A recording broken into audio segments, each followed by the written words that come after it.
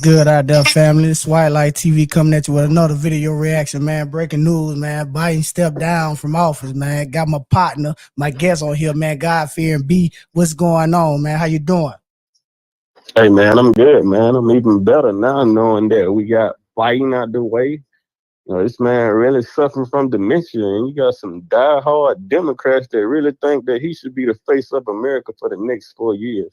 Facts, facts, Man, that's facts. like elderly abuse, brother. And the policies, they're not lining up with what's best for us as Americans. So, hey, I'm like you, man. Let's go. Let's get into some footage, some live updates. I bet. Let's get it.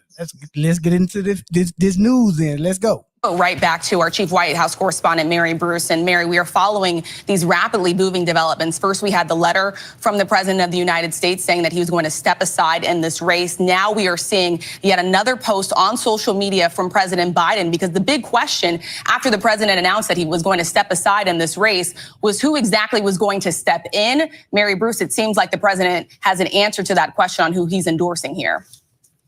Rachel, the president, in a tweet just announcing that he is offering his full support and endorsement for Kamala Harris to be the nominee of the party. I want to read this full message from him. He says, "My fellow Democrats, I've decided not to accept the nomination, to focus all my energies on my duties as president for the remainder of my term." He says, "My very first decision as the party nominee in 2020 was to pick Kamala Harris as my vice president, and it's been the best decision I've made." He says, "Today I want to offer my full support and endorsement for Kamala."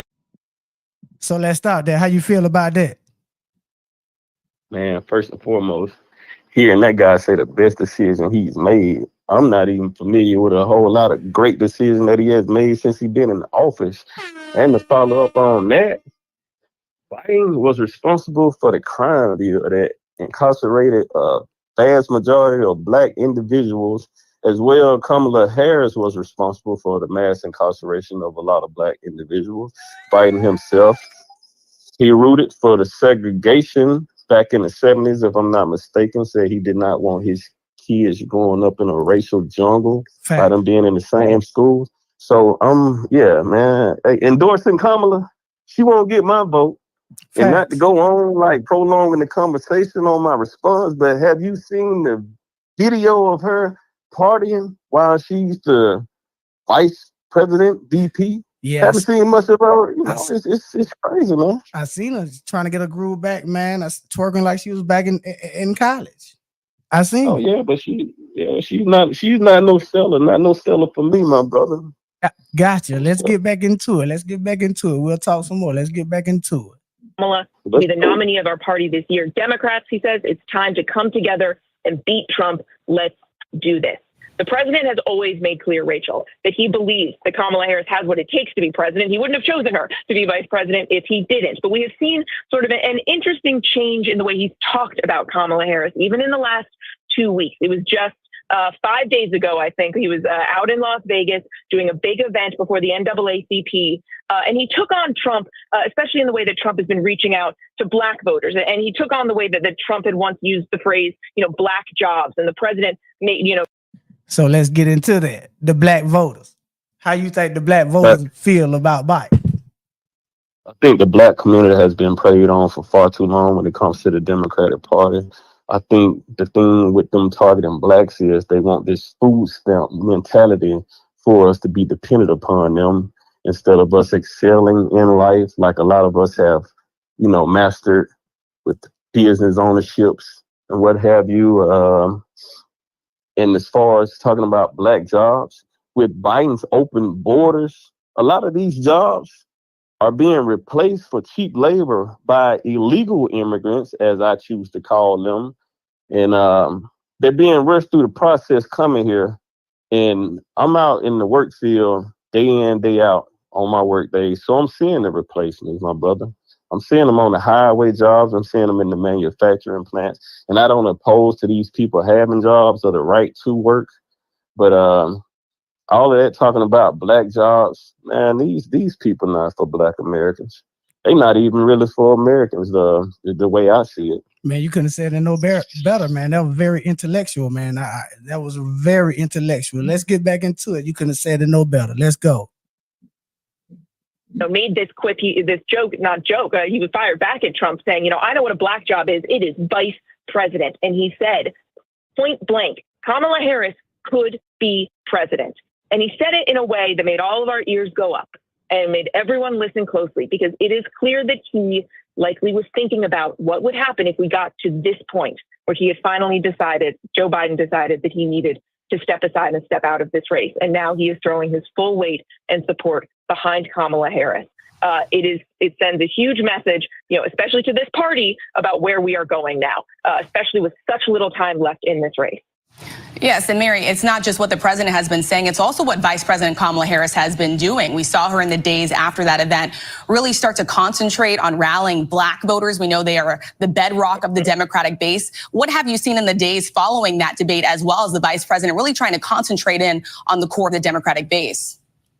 Rachel, she has been out there working the trail hard. She has been crisscrossing this country, and she has been, especially as you noted, really trying to rally those key constituencies where so much of this election is going to come down to. The Biden-Harris ticket has been very well aware that, especially among black voters, especially young black men, they are seeing signs in the polls that support is flipping. She has been out there, trying to get their message across to the voters who will really see what we just heard. She's trying to get the black men. God fear, how you feel about that? I haven't seen her face, my brother, and if she's crisscrossing across the country, I'm quite sure she's probably bar hopping, getting a drink on, per se. And another thing about the Democratic Party, my brother, is they love pulling that race card. Race, Yes, black, yes, black.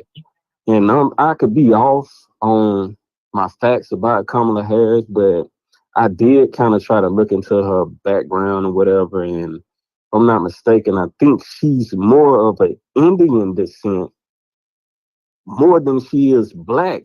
If she has black in her DNA. So they use that, her skin tone, to try and appeal to the black community. So I'm not buying into it. Like I tell other people, co-constituents, co-workers, what have you, affiliates, associates, per se, I'm big on policies, man. I'm big on what drives America, what drives the economy, what drives us as being energy dependent on American resources. I'm not all caught up in, oh, I don't like Trump. He had a apartment complex in New York. He wouldn't let black people move in. Well, that's discrimination. That's not racism. There is a difference between the two terms. So I know the difference between a person who has a history of making racist comments versus discrimination. And I'm not buying into all of that, black folks, black males, and trying to get us to keep supporting the Democratic Party. I'm just not for it, my brother. Man, you said it. Couldn't have said it no better, man. I have nothing to back that up with. Let's just get back into the video. Let's go.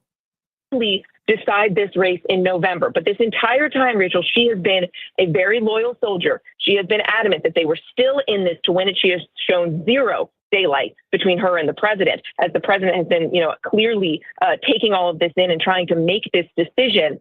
Vice President Harris now catapulted to the top of the ticket. It is a remarkable, historic turn of events in the political history of this country. So I had to disagree. It's really not. What part are you disagreeing with? When she said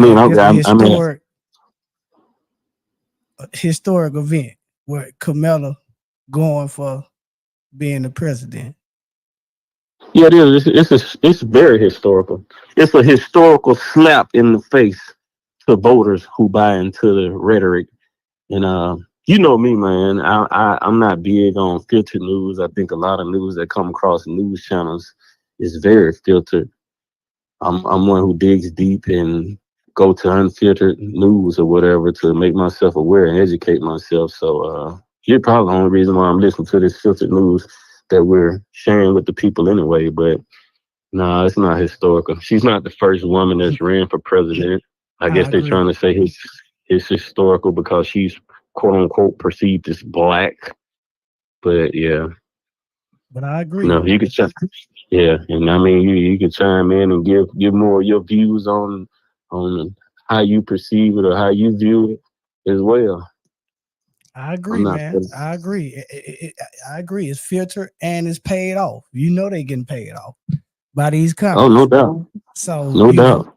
and we'll close it out at that, man. Until next time, family. Y'all have a great one, man. Like, subscribe, share, man. Y'all have a great day. Anything you got to say, Fear? Swipe Life Let's TV is going to bring you all the latest live updates, and we're going to give it to you unfiltered, let, unbiased. let's go. That's it, then. Let's go. Until next time. Y'all have a great one.